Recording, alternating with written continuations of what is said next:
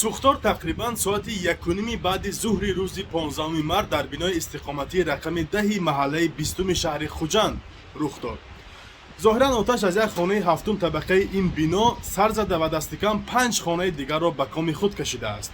вақте наздикии ин маҳал рафтам, бештар аз 10 нақлиёти оташхомӯшкуниро мушоҳида кардам ва чандин нақлиёти ёрии таъҷилию хадамоти ёрмандӣ ҳам дида мешуд.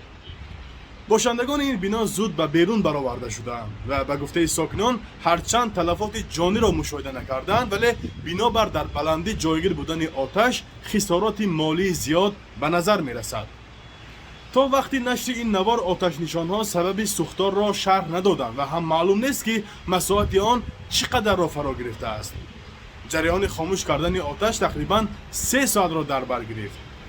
чунин ба назар мерасад ки бинобар дар назди бино қарор доштани таваққуфгоҳи зиёди нақлиётӣ ба кори оташнишонҳо мушкил эҷод кардааст.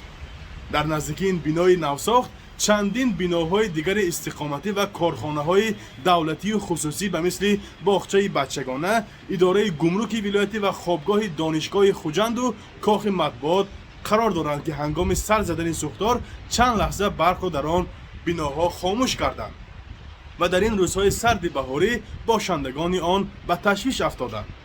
феълан оташ пурра хомӯш шудааст ва масъулони мақомотҳои зиддахл корҳои таҳқиқотиро гузаронида истодаанд.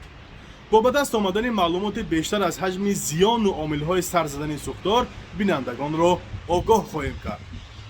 фарзон муҳаммадӣ, радиои Озодӣ, шаҳри Хуҷанд.